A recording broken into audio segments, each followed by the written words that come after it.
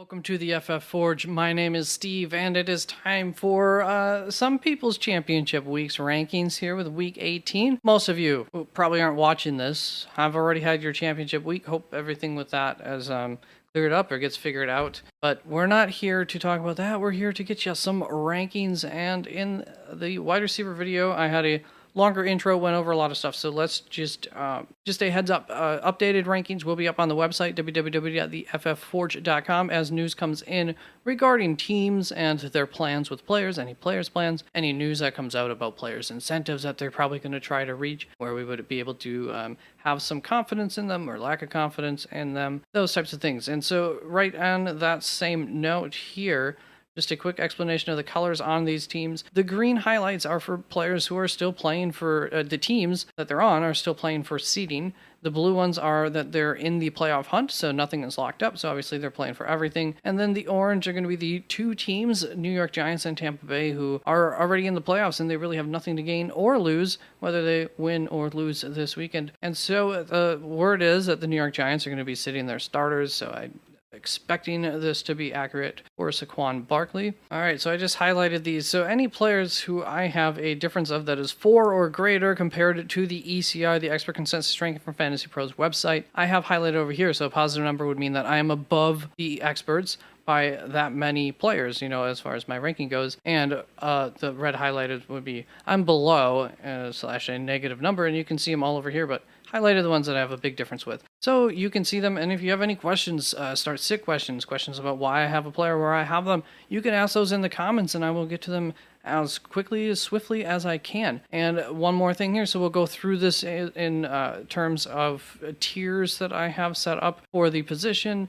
Then I have the team that the players are on, the opponent here, and the difficulty of that opponent in this matchup. The red is a good matchup. Things are lined up for them to have a good week. Blue is bad. The intensity, of course, matters. And white would be right in the middle, neutral matchup. Here's the ECR. Here's the difference between myself and the ECR. So let's start off with the first tier of running backs. At running back number 1, I have Derrick Henry, followed by Christian McCaffrey. We'll see about that. Austin Eckler, Kenneth Walker, Josh Jacobs, Aaron Jones, Travis Etienne Jr., Joe Mixon, Delvin Cook, Nick Chubb, Tony Pollard, Najee Harris, DeAndre Swift, Miles Sanders. Feel really confident that all these guys should get a full game. Outside of Christian McCaffrey, I think is really the major concern here. Not fully up to date on what the Los Angeles Chargers situation is, but I think they'll be playing for something no matter what. So yeah, Christian McCaffrey is going to be the biggest concern out of this group. Don't know how you don't play him, because they are playing for something. So just a high-risk player with still, even if he plays for a quarter or two, still quite a bit of upside, could easily get you 13, 16, 18 points in that time period. Now let's move on to the next tier, as long as there are not any that I have a huge difference with. DeAndre Swift, I have a lot of confidence in this coming week. Going up against Green Bay, it's a good matchup for him. So yeah, that will bring us to the next tier. Then at running back 15, I have Alvin Kamara, followed by Ramondre Stevenson, Cam Akers, Tyler Algier, Jerick McKinnon, Ezekiel Elliott, Isaiah Pacheco, Brian Robinson Jr., James Conner, Jamal Williams. So players like Brian Robinson, Tyler Algier, even Cam Akers to some extent, but especially some of those younger players, those rookies, Isaiah Pacheco, I really don't have any concern about them sitting. They are players that are developing and learning, so all the more time that they can get on the field, all the better. It's players like Ezekiel Elliott that you get a little bit more concerned over. Alvin Kamara, they're not playing for anything. There's some concern as to the amount of time he'll play, so he's definitely a guy who can move down. James Conner, with his health and the toughness of this matchup, his health concerns just generally, I don't know that the team's going to want to be pounding the rock with him. They have a rookie that they could test out, so I would definitely have some concerns about him. And so far, this is, I have that reflected in my rankings up to having really no information on other than knowing that they're not going to be in the playoffs and who the starting quarterback is, the odds of getting a touchdown, being good against San Francisco. James Conner could probably be further down.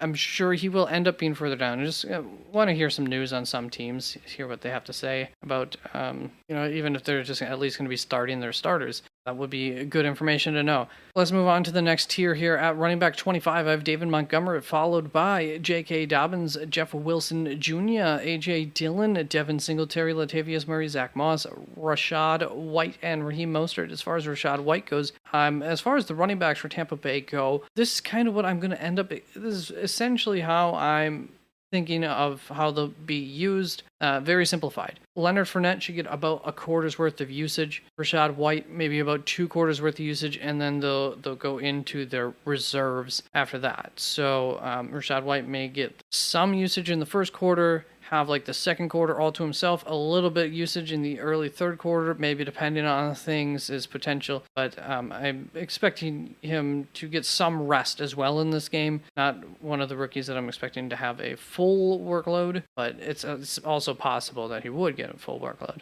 Like these two, I am expecting them to be running the ball. They want to play football longer, so I think they'll get chances to showcase what they've got on teams that they're already the starters of. So let's move on to this next tier of running backs, the final tier, which starts off with Cordero Patterson. Just quick at running back 34. Quick note on him, I am expecting him to get, I guess, some sort of normal usage. I expect him to be asking to be played this week by the coaching staff. He's coming towards the end of his career. Anything that he can earn some money on, any incentives that he can make, as well as maybe trying out to make a roster spot on a team next year and show off his stuff. I just have a hunch on that. Now, that is followed by Deonta Foreman at running back 35, James Cook, Zonovan Knight, Matt Breida.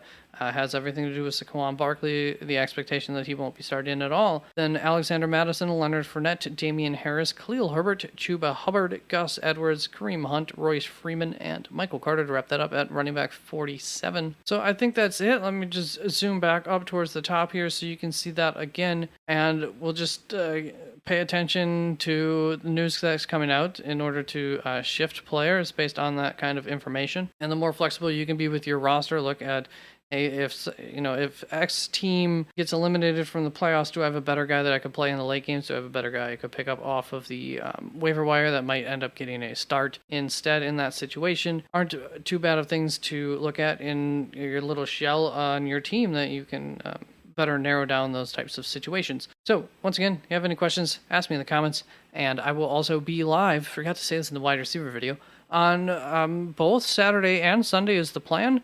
If nobody's there on Saturday, I'll probably at least shorten my Sunday to like a half hour ahead of kickoff or something like that. And Saturday I'll do an hour or 45 minutes prior to kickoff for that game.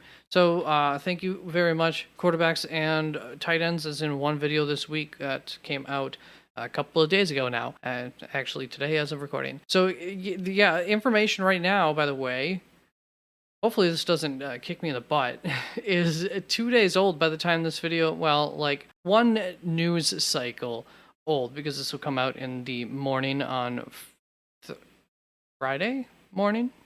Correct.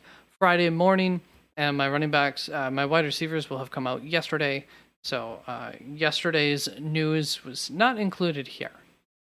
I'll also pin any comments to anything major that's found out about that. And once again, updated rankings up on the website. Bye.